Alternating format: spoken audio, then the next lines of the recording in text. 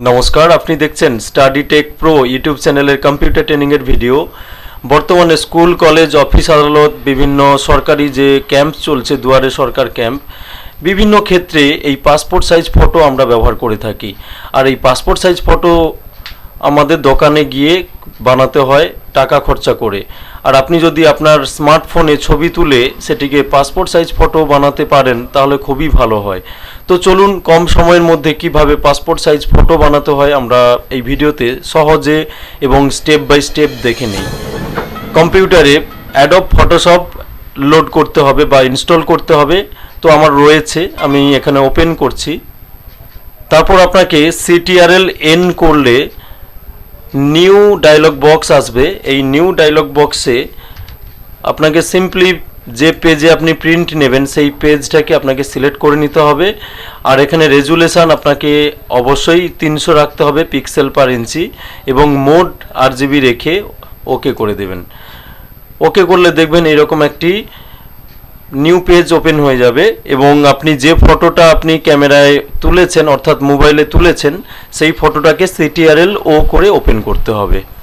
তো ওপেন করলে এখানে আপনার কম্পিউটারে যেখানে ফটোটা রেখেছেন, ধরুন আমি ডেস্কটপে রেখেছি, তাহলে ডেস্কটপ আপনাকে এখানে ক্লিক করে নিচের দিকে একটু চলে আসতে হবে, তাহলে আপনি দেখতে পাবেন ফটোটাকে।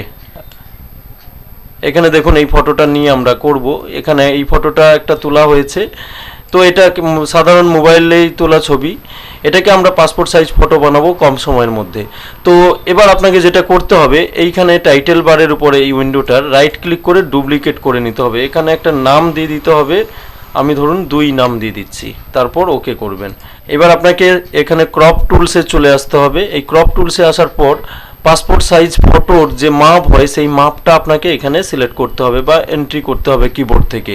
এখানে 2.7 সেন্টিমিটার এবং 3.6 সেন্টিমিটার একটা আমি স্ট্যান্ডার্ড মাপ দিয়েছি এবং রেজুলেশন 300, যেহেতু আমরা এই পেজটা 300 এর রেখেছিলাম। যদি আমি এই পেজটাকে 180 পিক্সেল রাখতাম তাহলে আমাকে এই ক্রপটেও 180 এন্ট্রি করতে হতো।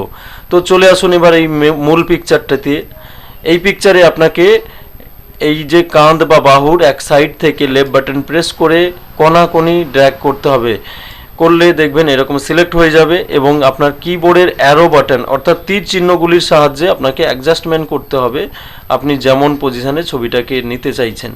তো অ্যাডজাস্ট হয়ে গেলে আপনাকে সিম্পলি কিবোর্ডে এন্টার প্রেস করতে হবে। এবার আপনাকে ফুল স্ক্রিন করে নিতে হবে। করার পর এখানে দেখুন CTRL প্লাস করে ছবিটাকে যতটা সম্ভব জুম বাড়িয়ে নিতে হবে।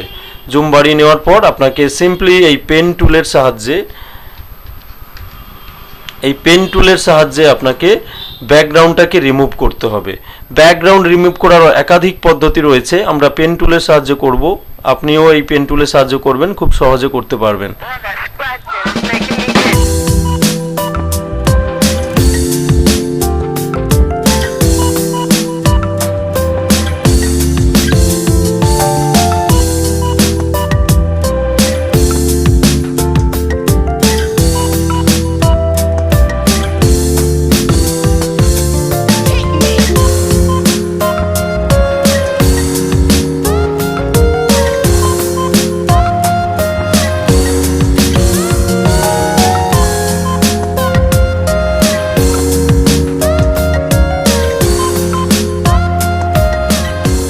এরকম ভাবে আউটসাইড বর্ডারটিকে সিলেক্ট করে আসার পর বাইরে দিয়ে আপনাকে একবার রাউন্ড করে চলে আসতে হবে। যেখানে আপনি স্টার্ট করেছিলেন সেই বক্সে ক্লিক করে নেবেন এবং CTRL এন্টার প্রেস করবেন। করলে দেখবেন এরকম একটি সিলেকশন হয়ে যাবে এবং এই সিলেকশনটি হয়ে যাওয়ার পর আপনাকে সিম্পলি এইখানে ফোরগ্রাউন্ড কালার অর্থাৎ এই বাটনটাতে ক্লিক করবেন। করলে দেখবেন এখানে কালার প্যালেট চলে আসবে এবং এই কালার প্যালেটে আপনি ব্যাকগ্রাউন্ডে যে রং ইউজ করতে চাইছেন সেই রংটা আপনাকে সিলেক্ট করে নেওয়ার পর এই বক্সে ক্লিক করবেন, সিলেক্ট হয়ে যাবে এখানে। তারপর আপনাকে ওকে করতে হবে। করলে দেখবেন এখানে হয়ে যাবে ফোরগ্রাউন্ড কালারটা। এবার আপনাকে অ্যাপ্লাই করতে হবে, আপনি সিম্পলি ব্যাকস্পেস করবেন।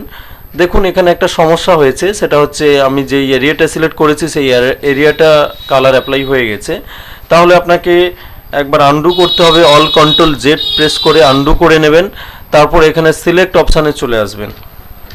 এইখানে এই সিলেক্ট অপশানে ক্লিক করবেন, করার পর এখানে দেখবেন ইনভার্টস বলে অপশান রয়েছে, এটা ক্লিক করে নেবেন। তাহলে আপনার যে ওই এরিয়াটা বাদ দিয়ে বাইরের এরিয়াটা সিলেকশন হবে এবং তখন আপনি অল্ট এবং ব্যাকস্পেস প্রেস করবেন, তাহলে বাইরের এরিয়াটা আপনার কালার চেঞ্জ হয়ে যাবে, ব্যাকগ্রাউন্ড কালার, এবং সিটিআরএল ডি করে ডি সিলেকশন করবেন।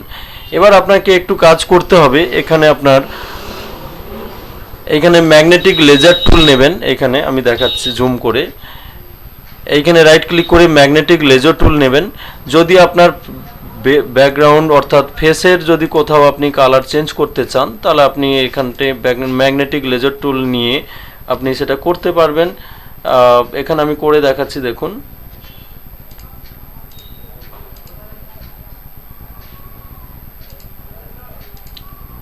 বডি পার্টটাকে সিলেক্ট করবেন, ধরুন ভুল করে অন্যদিকে সিলেকশন চলে গেলে আপনাকে সহজে আপনি চেঞ্জ করে নিতে পারবেন, ব্যাকস্পেস প্রেস করে আপনি ফিরে আসতে পারেন। তো আমি জাস্ট ফেসটাকে সিলেকশন করে নিচ্ছি, সিলেক্ট হয়ে গেল। এবার এরপরে রাইট ক্লিক করবেন, করার পরে এখানে দেখবেন ফেদার বলে একটি অপশান পেয়ে যাবেন, এই ফেদার অপশানে ক্লিক করবেন। করার পর এখানে ফেদারটাকে আপনি 2 বা 3 পিক্সেল রাখবেন, আমি 3 পিক্সেল করে নিলাম, ওকে করলাম। এবার আপনি ভালো করে লক্ষ্য করুন, সিটিআরএল প্রথমে এল প্রেস করবেন। সিটিআরএল এল প্রেস করলে যেটা হবে, এখানে ফেসটাকে আমরা আরও ব্রাইটনেস বাড়াতে পারি কিংবা কমাতে পারি। এখানে দেখুন একটু চেঞ্জ করে দেখবেন, যেটা ভালো হবে, বেশি করলে কিন্তু সাদা হয়ে যাবে। এবং এটা হয়ে গেলে ওকে করবেন এবং এরপর সিটিআরএল এম করবেন। আরও যদি আপনি লাইটনেস বাড়াতে চান তাহলে এখান থেকে লাইটনেস বাড়াতে পারেন হালকা, তো আমি একটু বাড়ালাম। তারপর এখানে সিটিআরএল ইউ করবেন, অর্থাৎ কালারাইজ যদি করতে চান একটু, তাহলে আপনি এখান থেকে যে কালার করতে চাইবেন সেই কালার এখান থেকে নিতে পারেন। তো এখানে বেশি আমরা নেব না, তাহলে অত্যাধিক চেঞ্জ হয়ে যাবে। তো এরকমভাবে একটু বাড়িয়ে নিলাম এবং স্যাচুরেশন রয়েছে এখানে, তো করার পর ওকে করবেন এবং সিটিএল ডি করে ডি সিলেকশন করবেন। এবার সিটিএল মাইনাস করে ছবিটাকে ছোট করুন, উইন্ডোটাকেও ছোট করুন। এবার আপনাকে যেটা করতে হবে, মুভ টুল নিয়ে এখান থেকে টেনে নিয়ে এসে ড্র্যাগ করে আপনার মূল পেজে নিয়ে এসে ছেড়ে দিতে হবে এবং এটাকে আপনাকে একটু জুম বাড়িয়ে নিতে হবে। এবং এখানে দেখুন ভালো করে, এই সিলেকশন অবস্থায় ফটোটা আপনাকে এডিটে ক্লিক করতে হবে একবার, তারপর এখানে স্ট্রোক অপশান পেয়ে যাবেন। এই স্ট্রোকে এখানে ওয়াইড দেখতে পাবেন, এখানে 6 পিক্সেল রয়েছে, এটা ম্যাক্সিমাম আপনি 6 দিতে পারেন, আমি 6ই রাখি। এবং কালার এখানে রয়েছে, অর্থাৎ আমরা এই যে ছবির ব্যাকগ্রাউন্ড বর্ডার একটা দিতে চাইছি, তো এখানে আমি ব্ল্যাক কালার নিয়ে নিচ্ছি, তারপর ওকে করব। দেখুন ছবির সাইডে একটা বর্ডার এসে গেছে। এবার আপনি ছবিটাকে টেনে নিয়ে গিয়ে এক সাইডে সুন্দর করে বসানোর পর অল্ট আর শিফট প্রেস চেপে রেখে মাউসের লেফট বাটন চাপ দিয়ে ড্র্যাগ করবেন, পাশাপাশি নিয়ে গিয়ে বসাবেন। আপনি য কপি নিতে চাইবেন আপনি পরপর কপি আপনাকে সেট করে নিতে হবে, একই রকম অল্ট আর শিফট চাপ দিয়ে পাশাপাশি টেনে বসিয়ে নিতে হবে। তো আমি বসিয়ে নিচ্ছি কয়েক কপি, ঠিক আছে। আপনি চাইলে আপনার য কপির প্রয়োজন কপির ফটো আপনি বের করতে পারেন। এবার আমাদের যেটা করতে হবে, খুব সুন্দর ছবি হয়েছে, এবার আমাদের যেটা করতে হবে, এখানে ফাইলে এসে প্রিন্ট অপশানে ক্লিক করতে হবে। আমি প্রিন্ট করাটাও দেখিয়ে দিচ্ছি, যদি কারোর বাড়িতে প্রিন্টার থাকে তাহলে আপনি নিজের বাড়ি থেকে প্রিন্ট করে নিতে পারেন। এই প্রিন্ট অপশানে ক্লিক করে আপনি প্রিন্ট করতে পারেন, আর তা না হলে আপনি সিটিআরএল পি প্রেস করলেও এই প্রিন্ট ডায়লগ বক্স চলে আসবে। এখানে খুব সহজে প্রিন্ট করা যায়। আপনাকে এখানে সিলেক্ট টু ফিট মিডিয়া এই বক্সে ক্লিক করতে হবে এবং আপনাকে পেজ সেটআপে এসে A4 পেজ এখানে সিলেক্ট করতে হবে, তারপর আপনাকে এখানে ওকে করে নিতে হবে।